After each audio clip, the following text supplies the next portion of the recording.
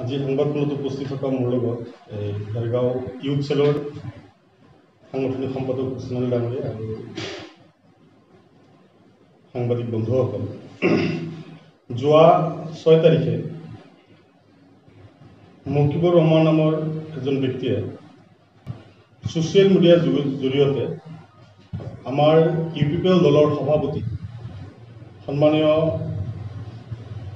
প্ৰমোদ বড়ো ডাঙৰীয়া তেওঁ মকিবুৰ ৰহমানে কৰা প্ৰশ্নৰ স্পষ্টীকৰণ দিয়া বুলি তেওঁ ছ'চিয়েল মিডিয়াত প্ৰকাশ কৰিছে। গতিকে মই ইয়াত তেওঁক ক'ব বিচাৰোঁ, আমাৰ প্ৰেছিডেণ্ট সন্মানীয় প্ৰমোদ বড়ো ডাঙৰীয়াই মকিবুৰ ৰহমানৰ প্ৰশ্নৰ উত্তৰত কোনো স্পষ্টীকৰণ দিয়া নাই। এইটো প্ৰথম কথা। মকিবুৰ ৰহমানৰ দৰে আৰু কিছুমান BPF কৰ্মকৰ্তাই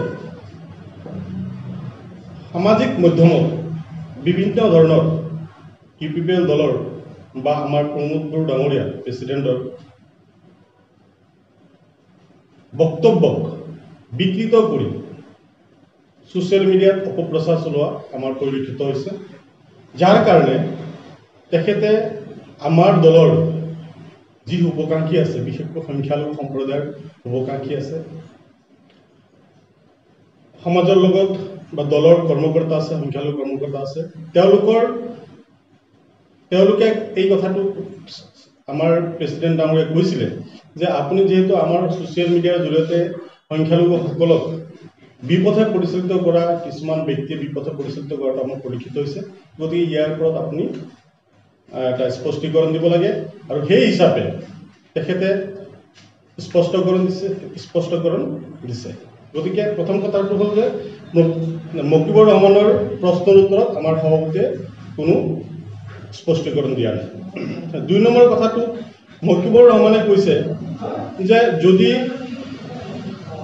ইউপিপিএল দলৰ সভাপতি প্ৰমোদ বড়ো ডাঙৰীয়া তেখেতৰ লগত কোনো টক শ্ব'ত আহিব বিচাৰে আৰু তেওঁ অহাৰ কাৰণে প্ৰস্তুত, আৰু যদি আহি মকিবুৰ ৰহমানৰ কিছু প্ৰশ্ন আছে, সেই প্ৰশ্নৰ উত্তৰবোৰ দিব পাৰে, তেতিয়াহ'লে ইউপিপিএল দলত তেওঁ বা ইউপিপিএল দলৰ হৈ তেওঁ কাম কৰিব বুলি কৈছে।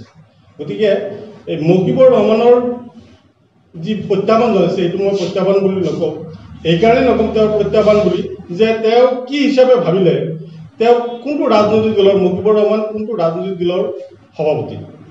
গতিকে তেওঁ যিবিলাক প্ৰশ্ন কৰি আছে, আজিৰ পৰা 5 বছৰ 6 বছৰ আগৰ প্ৰশ্নবিলাক কৰি আছে। গতিকে যেতিয়া প্ৰমোদ বড়ো ডাঙৰীয়াই কিবা কৈছিলে ছাত্ৰ লীডাৰ হিচাপে থকা অৱস্থাত, তেতিয়া কিয় মকিবুৰ ৰহমানে প্ৰশ্ন নকৰিলে? তেতিয়া টকশ্ব'ত বহিব বিচাৰিলে তেওঁ বহিলে হয়, কিন্তু আজিৰ তাৰিখত তেখেতৰ লগত টকশ্ব'ত বহিব লাগিব তেনেকুৱা ধৰণৰ কোনো পৰিৱেশ বা পৰিস্থিতি নাই। আৰু তেওঁ কৈছে যে আমাৰ দলৰ হৈ কাম কৰিব যদি আহে। গতিকে আমি আমাৰ দলৰ তৰফৰ পৰা ক'ব বিচাৰিছোঁ যে তেখেত যিহেতু আমাৰ BTADৰ বাহিৰৰ মানুহ বা BTC BTRৰ বাহিৰৰ মানুহ, গতিকে তেওঁ আমাৰ দলৰ হৈ প্ৰচাৰ কৰিব প্ৰয়োজন নাই। আৰু তেওঁ আমাৰ প্ৰচাৰ নকৰিলে যে আমাৰ দলৰ ক্ষতি হ'ব, তেনেকুৱা ধৰণৰ আমাৰ কোনো লক্ষ্য দেখা পোৱা নাই। গতিকে তেওঁ যি দলৰ কাৰণে ওকালতি কৰি আছে, যি দলৰ হৈ তেওঁ কাম কৰি আছে, তেওঁ সেই দলত কাম কৰক, আমাৰ ক'বলৈ একো নাই। আমাক তেখেতৰ প্ৰয়োজনীয়তা আমি এতিয়ালৈকে অনুভৱ কৰা নাই। আৰু 3 নম্বৰ কথাটো হৈছে যে তেখেতে কৈছে যে প্ৰেছিডেণ্ট ডাঙৰীয়াই তেখেতৰ বক্তব্যত প্ৰেছিডেণ্ট ডাঙৰীয়াৰ যি স্পষ্টীকৰণ দিছে, সেই স্পষ্টীকৰণত সংখ্যালঘুসকলৰ আলেম সমাজ সন্তুষ্ট নহয়। গতিকে মই তেখেতক প্ৰত্যাহ্বান জনাব বিচাৰিছোঁ যে তেওঁ সংখ্যালঘুসকলৰ আলেম সমাজ যে সন্তুষ্ট নহয় বুলি কৈছে, যদি তেওঁ পাৰে, মই তেখেতক এইটো প্ৰত্যাহ্বান নকৰোঁ যে আপুনি মুফতি 10জন আনিব লাগিব, হাফিজ কাৰী 10জন আনিব, তেনেকুৱা নকওঁ। মই তেখেতক প্ৰত্যাহ্বান জনাইছোঁ, আপুনি BTR অঞ্চলৰ বিশেষকৈ ওদালগুৰি জিলাৰ অন্তৰ্গত 10টা মছজিদৰ পৰা 10জন ইমাম আনি আপোনাৰ লগত বহাই এটা সংবাদমেল পাতক আৰু সংবাদমেলৰ জৰিয়তে কওক যে এই 10জন মানুহ, মই 10জন ইমামক মই লৈ আহিলোঁ, আমি প্ৰমোদ বড়ো ডাঙৰীয়াই যি স্পষ্টীকৰণ দিছে তাতে আলেম সমাজ সন্তুষ্ট নহয়। যেতিয়া তেওঁলোক 10জনে ক'ব পাৰিব তেতিয়াহ'লে তেওঁৰ যি প্ৰত্যাহ্বান মই মানে গ্ৰহণ কৰিবলৈ সাজু থাকিম।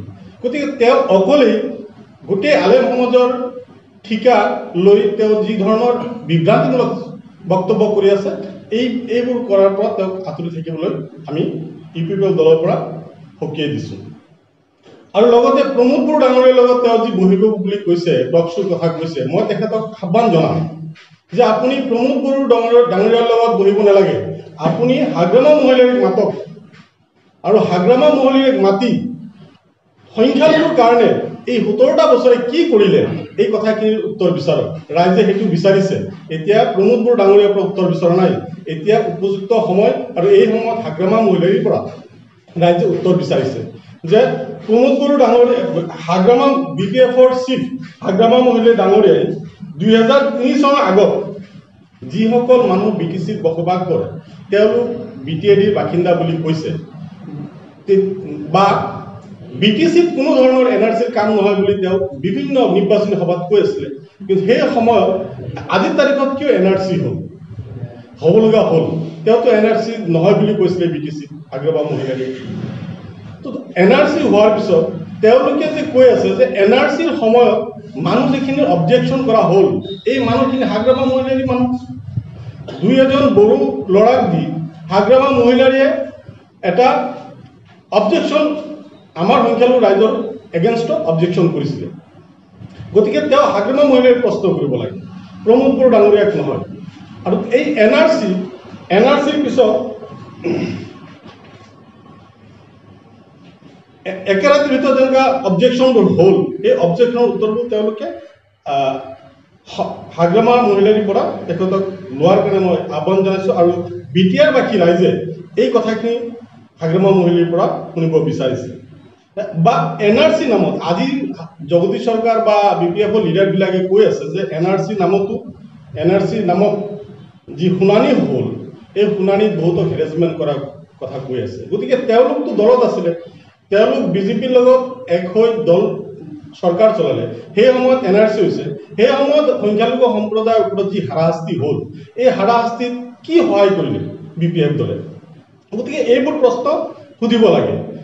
MCLA কিমানজন দিলে, EM কেইজন দিছে, বা আপোনাৰ TCLC চেয়াৰমেন কেইজন দিলে ইমান দিনৰ ভিতৰত 17 বছৰত, এইবোৰ কথা ৰাইজে শুনিব বিচাৰে। কিমানজন সংখ্যালঘু ছাত্ৰক পুনৰ সংস্থাপন দিলে বা চাকৰি দিলে, আৰু যিসকলক দিছে কেইজনক মানে টকা নোলোৱাকৈ চাকৰি দিছে, সেইখিনি কথা স্পষ্টকৰণ ৰাইজে বিচাৰিছে হাগ্ৰামা মহিলাৰ পৰা। গতিকে মই মকিবুৰ ৰহমানক অনুৰোধ জনাম যে আপুনি প্ৰমোদ বড়ো ডাঙৰীয়াৰ লগত টক শ্ব'ত আহিব নালাগে, আপুনি হাগ্ৰামা মহিলাৰীৰ লগত টক শ্ব'ত আহক, তেখেতক মাতক, তেখেতক মাতি ৰাইজে যি সংখ্যালঘু ৰাইজে যি শুনিব বিচাৰিছে এই কথাখিনি তেওঁৰ পৰা স্পষ্টীকৰণ লওক। গতিকে আজিৰ তাৰিখত আপুনি কৈছে যে BTCত UPPLক ভোট দিলে BPFক নিদি, UPPLক নিদি ভোট নিদি BPFক দিব আহ্বান জনাইছে প্ৰয়োজন হ'লে, আৰু নহ'লে UPPL চৰকাৰ আহিলে সংখ্যালঘুসকলৰ ওপৰত অত্যাচাৰ চলিব বা BTCত অত্যাচাৰ চলিব বুলি কৈছে। গতিকে আপুনি তেখেতক প্ৰশ্ন কৰক, BTCত যে আপুনি কৈছে যে অত্যাচাৰ হ'ব বুলি, BTCত 15 বছৰ ৰাজত্ব কৰাৰ সময়ত হাগ্ৰামা মহিলাই কি কৰিলে, কেইবাৰ গোষ্ঠীগত সংঘৰ্ষ হ'ল, এইবিলাক প্ৰশ্ন সোধক। গতিকে অনাহকত মানুহক বিভ্ৰান্তিৰ চেষ্টা নকৰিব। ইতিমধ্যে আপোনাৰ কথা সকলোৱে গম পাইছে, আপুনি মানে দিনত এটা কথা কয়, ৰাতি আৰু এটা কথা কয়।